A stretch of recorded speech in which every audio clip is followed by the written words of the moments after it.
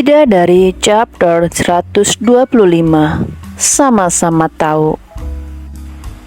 Saya biasa bangun jam segini emang, Pak. Nah, Bapak ngapain? Aku juga biasa bangun jam segini, ngurus kerjaanku. Reiko bicara sambil menunjuk berkas-berkas dan laptop yang kemarin dirinya bawa dari ruang kerjanya. Lalu tangannya kini bergerak menyalakan lampu. Lupa aku dia polosan. Aida tentu saja langsung melengos. Dia tidak mau melihat seseorang yang tadi ditatapnya saat kamar terang berderang. Tadinya hanya lampu Aida yang menyala, sehingga hanya remang-remang. Apalagi dia berdiri mau pakai handuk sepertinya kan? Sial sih. Untung cepat aku selamatin mataku. Aida masih tak berniat untuk bicara karena membayangkan apa yang dilihatnya tadi malam berhasil membuat tubuhnya terasa panas. Sungguh keadaan yang tak ingin diingat-ingat olehnya. Namun sayangnya... Bapak mau ngapain?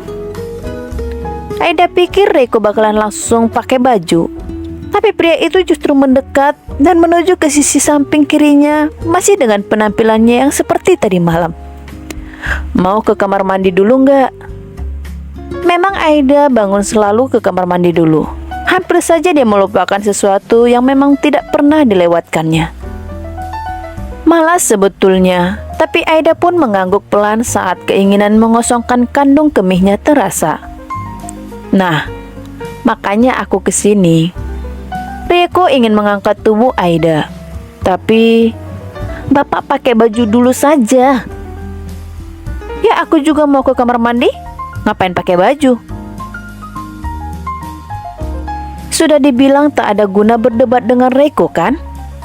Meskipun kesal dan menggerutu dalam hatinya, tapi bisa apa Aida kalau pria itu mau mengangkatnya tanpa salin dulu? Sejak aku tahu siapa dia dan apa yang dia pikirkan tentang hubungan ini, aku sama sekali tidak ada minat kalau dia bakalan menggendongku kayak gini. Apalagi tanpa baju dan kulit kami menempel. Aida memaksa dirinya berpikir positif saja. Meski hati tak mungkin bisa bohong, dia kesal dan hanya mengkakukkan tubuhnya saat suaminya membawa ke kamar mandi. Kenapa kamu ngeliatin aku kayak gini? Bapak punya cita-cita jadi perawat atau jadi dokter gak kesampaian bukan? Udahlah, jangan banyak omong. Cepat lakukan apa yang mau kamu lakukan. Lagi-lagi Aida terpaksa melakukan kegiatan biologisnya yang sebetulnya sangat memalukan kalau diperhatikan oleh orang lain seperti ini.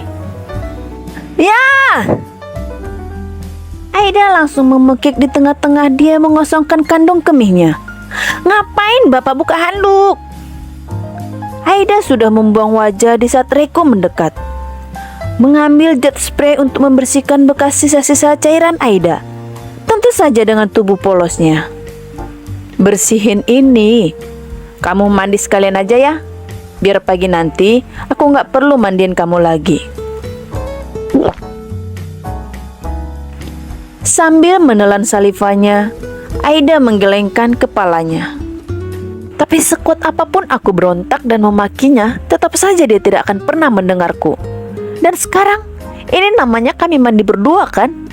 Aida hanya bisa melengos ketika dirinya tahu percuma saja dia mengeluh dan mengomel.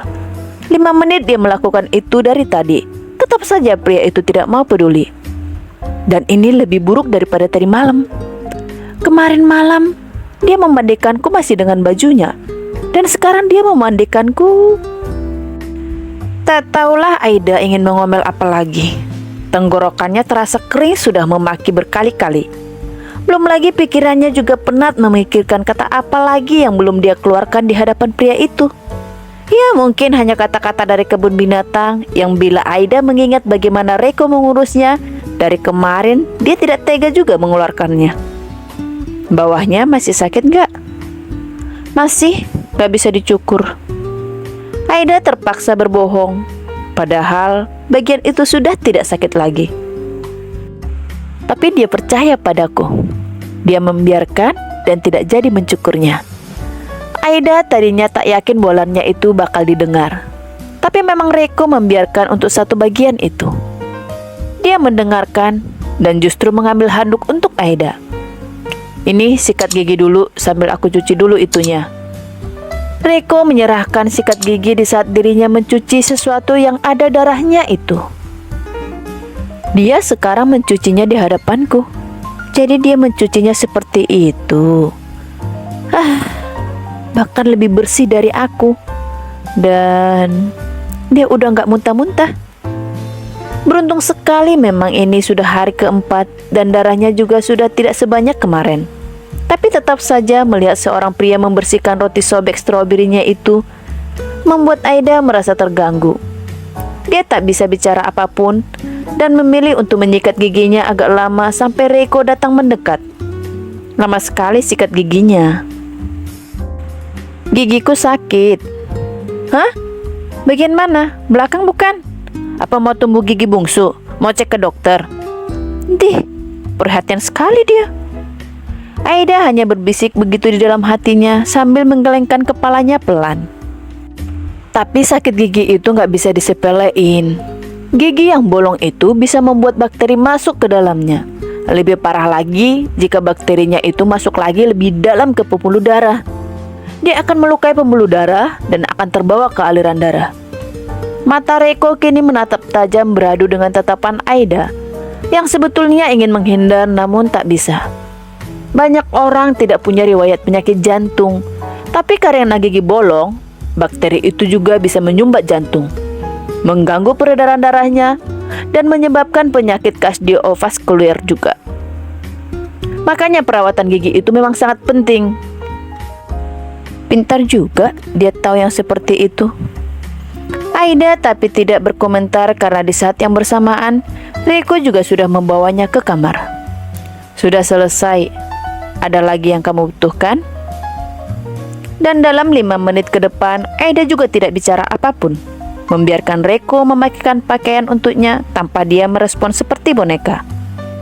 Aku nggak butuh apa-apa.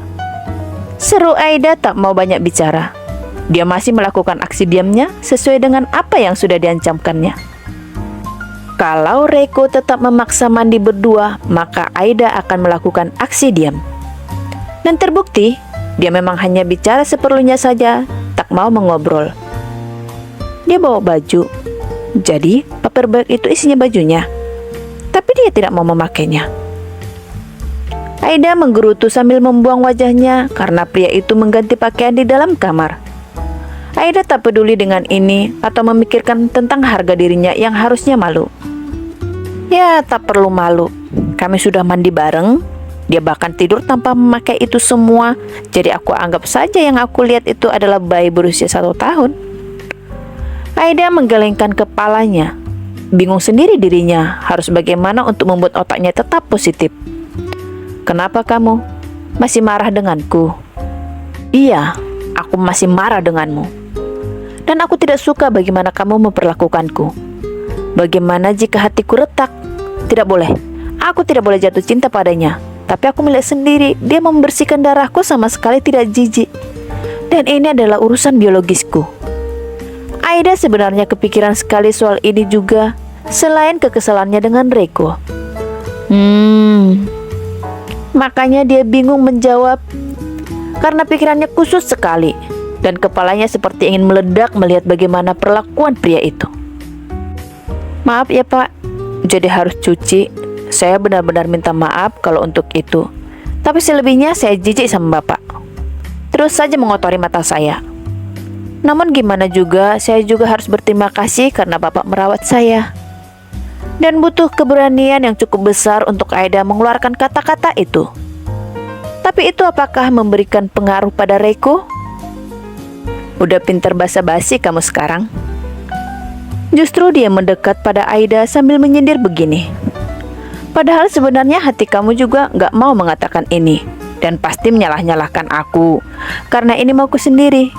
Terus kamu juga dalam hati pasti merasa gak hutang budi. Karena ini bukan kamu yang nyuruh. Gitu kan? Orang ini, aku sudah berusaha untuk berdamai dengannya. Tapi dia tetap saja membuatku kesel. Masih baik Aida memiliki mental yang sehat. saat dirinya membuka mulut karena Reiko ingin memasukkan obat untuknya. Dia selalu begitu karena melihat tangan Aida yang diperban. Pinter Bapak, tahu aja apa yang ada di pikiran saya. Dan setelah menegak air minum membuat obat itu terbawa arus ke tenggorokannya, Aida menjawab sesantai itu. Gadis sepertimu, tidak mungkin aku tidak tahu apa yang ada di pikirannya. Bilang terima kasih dan maaf aja nggak ikhlas. Memangnya Bapak ikhlas cuciin? Pasti Bapak ngomel-ngomel juga kan dalam hati. Sial banget hidupku, kenapa juga harus ngurus beginian? Wanita yang menyebalkan itu kenapa juga harus menikah denganku? Mungkin Bapak juga bilang kalau nggak ada hubungan denganku, Bapak nggak terganggu dengan kekasih Bapak, gitu kan? Reiko mengangguk di saat dia sudah memunggungi Aida dan duduk menghadap ke arah laptop yang baru dibukanya. Ya, sama-sama tahu aja lah apa yang ada di pikiran masing-masing. Jadi jangan berpikir yang aneh-aneh padaku. Tentu saja Reiko tidak melihat cibiran Aida ketika dia bicara lagi. Kalau mau tidur lagi aja. Nanti urusan makan biar aku yang buat. Kamu gak usah mikirin itu. Nggak Pak, saya jam segini gak pernah tidur lagi. Tapi kan kamu lagi gak sholat.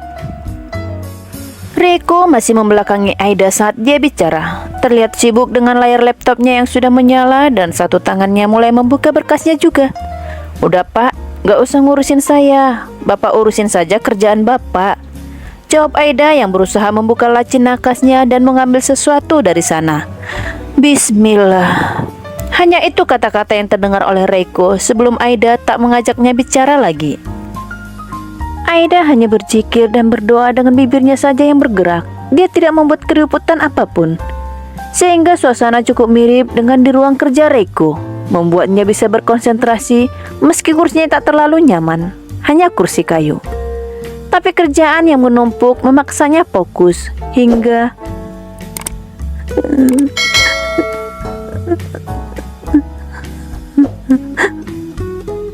dia berdoa sambil menangis.